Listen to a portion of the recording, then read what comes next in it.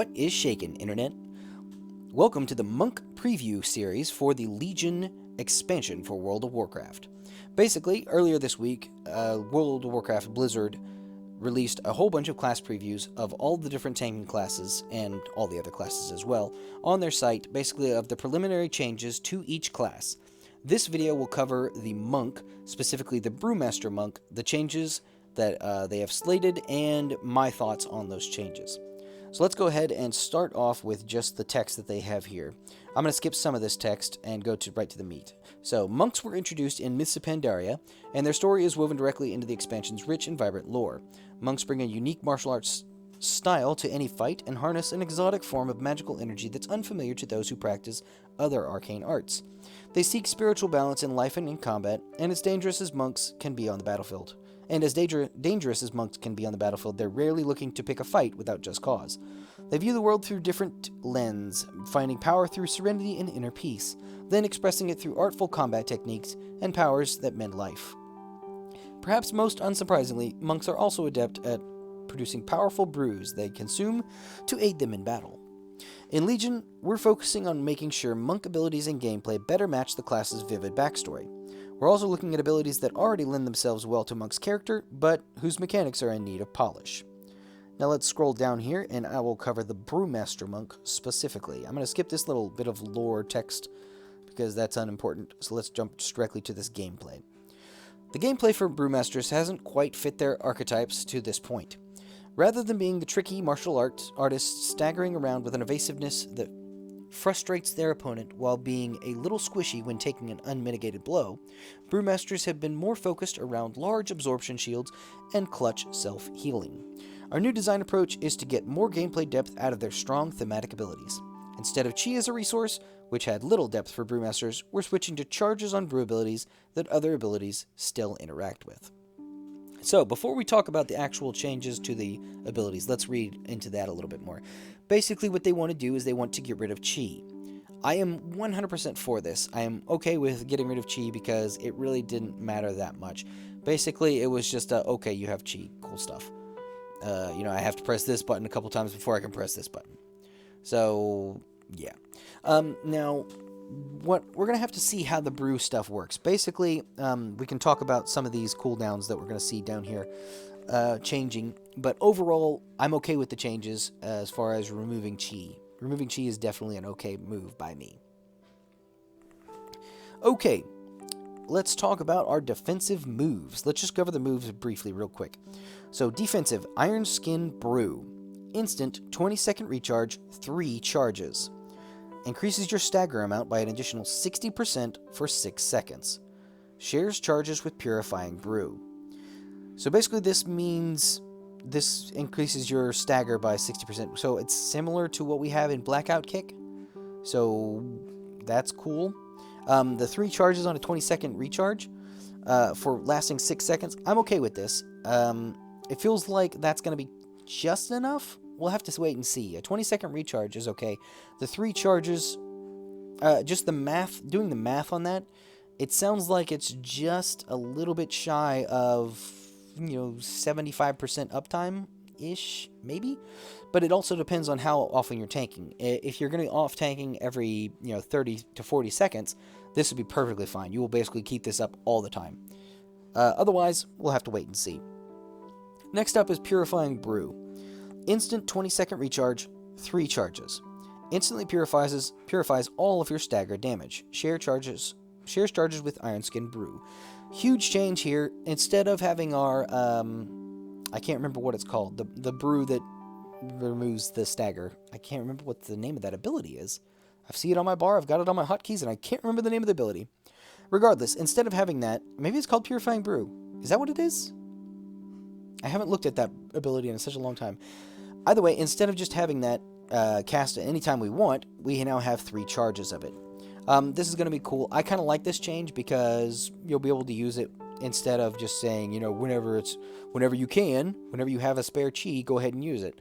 Now you're actually doing something. Now you're going to be waiting for a specific point. You want it to be yellow. You want it to be red. You want your stagger to be high enough to where this actually matters. So that's kind of cool. I like the idea.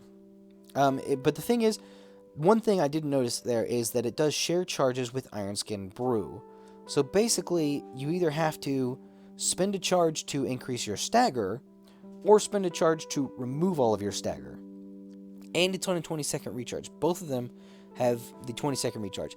I feel because of that, I'm not a huge fan of how this works. I can't say for certainty because this is one of the changes that's so drastic that you really need to be able to play it before you realize what's actually changing here. But I feel like this is going to be a little underwhelming. We're going to need either more charges or a quicker recharge time, because using both of those abilities on the same charge means I either always want to keep up my stagger, because, the additional 60% is going to be massive, or I need to clear all my stagger damage. And I feel like, I could it's too easy to accidentally increase my stagger amount, but then need to remove my thing. But it's like, oh, well, you got 20 seconds before you can actually, remove your stagger damage. I don't know. I'm on the fence about that one. I'm tentative on that. I don't think it's a bad change, because it goes along with removing chi. If you remove chi, you have to do something with that, because you have to do something about that. But either way, we'll see how it pans out. Gift of the Ox is a passive. When you take damage, you have a chance to summon a healing sphere visible only to you. Moving through this healing sphere will heal you for 25% of your maximum health. This chance is increased the lower health you are. Okay, so we have something very similar to this. We have Gift of the Ox now, but I don't think it heals 25% of your maximum health. Holy crap, that's huge. Like, that feels way bigger than what we have now, but it also is totally random, and you have to move for it. I hate the idea. I mean, it's cool in theory to be able to see the healing spheres and dance around and grab the healing spheres, but when you're tanking a boss, it's way too easy because of the hitboxes that we've seen in Warlords of Draenor. It's way too easy to get the boss to move when you're not wanting him to move. And just dancing back and forth just a little bit, just strafing left and right, will get you those healing spheres and will move the boss, and then boom, your whole raid's wiped because we've lost the right positioning. Like, it's way too easy to do that. So unless the hitboxes are cleaned up, this is still going to be a problem. But the 25% of maximum health is ginormous. Holy cow. I did not see that number. That is a big number. That is a big number. Thank you, Strong Bad. Next up, Mastery, Elusive Brawler. Each time you are hit by a melee attack, you gain 20% dodge until your next successful dodge. This can stack. Also increases your attack power by 20%. The attack power is meh. The other one is, holy crap, that is not a good idea. That is not a good idea. Every time you get hit by an attack, you gain bonus dodge attack, or you gain bonus dodge percent until you dodge. And it keeps stacking. So take this. If I'm fighting boss 1, if I've got one boss in front of me and I'm fighting him, every time he hits me, I get a stack. Every time I dodge, I lose all my stacks. But after 5 hits, boom, I have 100% dodge chance. I am, if I've gotten hit 5 times in a row, I am always going to dodge the next attack. That's cool. All right, I'm on board with that. Then you throw an ad in. If you throw one ad in, then boom, the ad hits you. Boom, the boss hits you. Boom, the ad hits you. Your stacks keep going up, and you're like, okay, cool, I'm about to dodge something.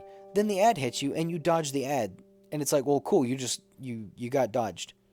But you dodge the ad, and it's like you want to dodge the boss. That's not a good thing. You want to be able to dodge what you want to dodge, and that's not good. I don't like this. I'm not a huge fan of this change because it's so random, and any fight with multiple creatures, you're going to be dodging the wrong thing. You're going to be dodging something you don't want. Like, it's going to happen. It is absolutely going to happen, and it feels like that is going to be like, oh, cool, I just dodged something, but I didn't really need to dodge it, and now I'm kind of screwed because I really needed to dodge the boss's attack instead of the ad's attack. Because there's way too many ads that do basically no damage. I don't know. It might work in practice, but I do not like the sound of this one. I feel like this one needs to change. We'll have to wait and see. Okay, next up, let's talk about offensive abilities. These are basically the changes to your actual attacking abilities. And these kind of interact with those brews that we were talking about up there. So let's go ahead and run through all 4 of these changes, or the 4 notes of these moves anyway, and then we'll discuss all of them at once, okay?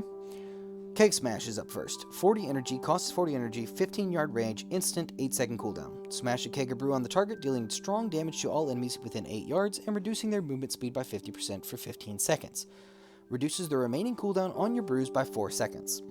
Tiger Palm, 25 energy, melee range, instant, attacks with the palm of your hand, dealing minor damage. Reduces the remaining cooldown on your brews by 1 second. Blackout Strike, melee range, instant, 3-second cooldown. Whacks the enemy target or the enemy with your weapon, dealing moderate physical damage. Shares cooldown with Breath of Fire. Breath of Fire, instant, 3-second cooldown. Targets in front of the caster take minor fire damage if affected by Cake Smash. They will also burn for minor fire damage over 8 seconds. Okay, so here's a big deal. Cake Smash and Tiger Palm. Cake Smash is completely unaffected, completely unchanged.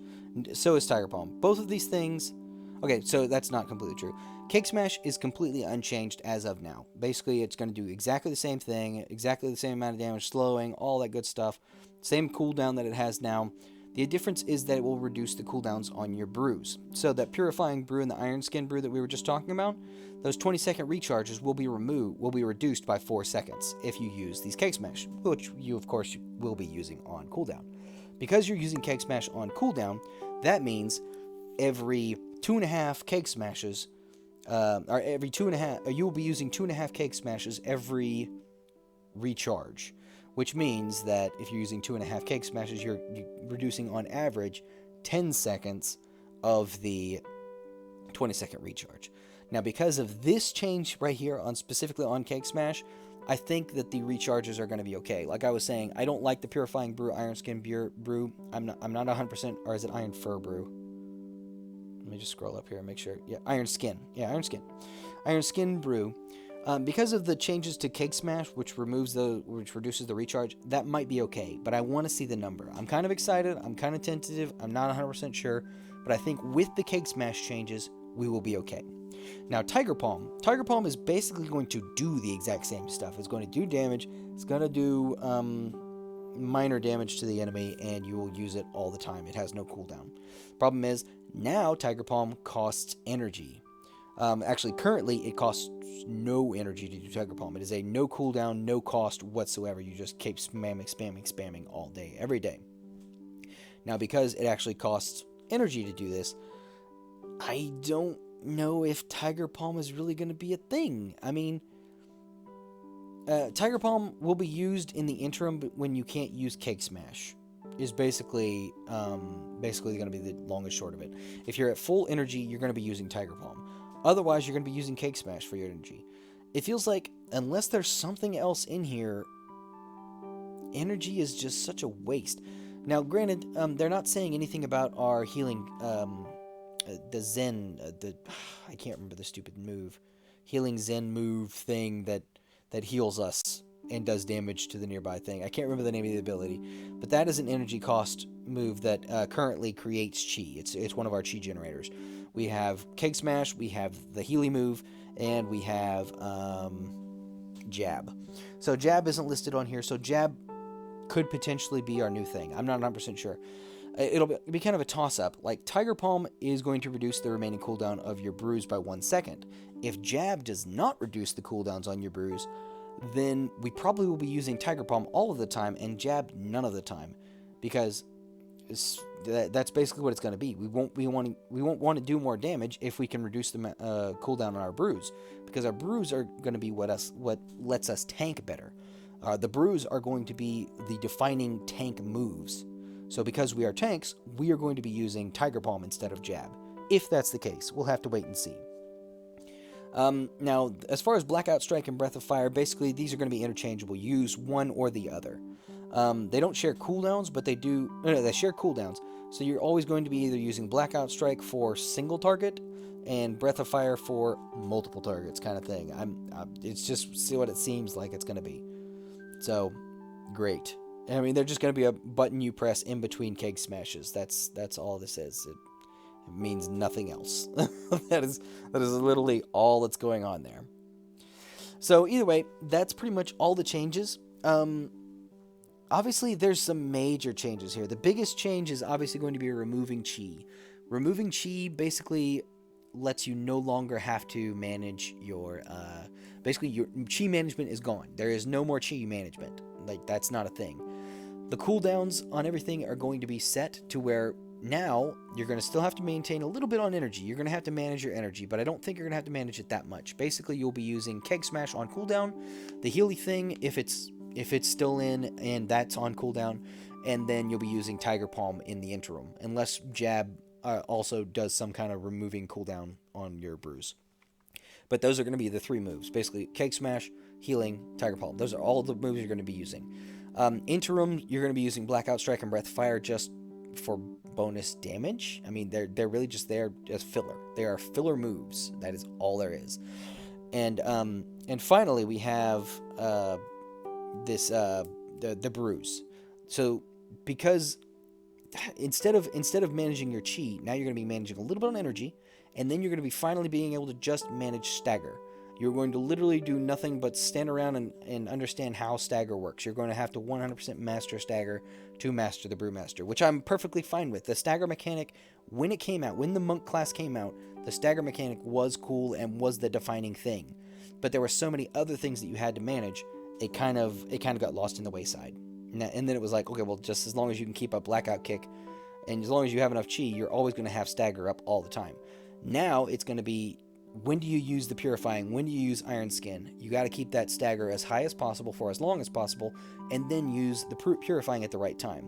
I think it's cool. I think it's a cool shift for the entire Monk Brewmaster class, because it allows you to focus on the cool thing. Focus on the stagger. That's going to be the defining thing that no other tank class has, and that is going to be what you're going to be focused on. I think it's cool. I think it's a great idea, and I'm kind of excited to see where they go with it.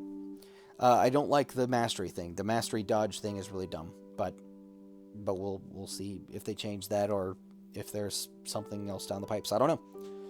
Okay, and finally, they have a note here. Additionally, to give you an idea of how some of the talents may build upon this, here's an example of one of their Brewmaster-specific talents. Elusive Dance, passive. Purifying Brew also grants up to 15% dodge for 6 seconds, based on the level of stagger damage purified. Cool.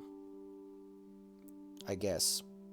So basically, when you purify stagger damage, you can get up to 15% dodge for 16 seconds. That's cool, I guess. It's a little underwhelming in my opinion, but whatever. I'd almost be happier if it was like, it'll give you bonus stagger for 6 seconds based on the level of stagger, because then it's like, as long as you stagger more, as long as you stagger and remove enough, then you can stagger more later. I don't know. But it's not terrible. It's just not, it's nothing that's going to stand out and go, oh my god, that is so cool. That is a cool talent right there. But either way, this has been the Monk Brewmaster class preview for Legion. Obviously, I will be doing more videos as it comes closer. Once I get into the beta, if I get into the Legion beta, I will be putting up all kinds of videos for you guys. And obviously, once Legion comes out, or at least the patch before Legion comes out, I will be putting out more videos for the tanking classes. I will do brand new How to Tank for Dummies for all those classes, and provide everything once it's actually official on the live server. But for now, that's all. So I hope you enjoyed this video. Please like, favorite, share, subscribe, all that jazz, and as always, you keep it salty, Internet.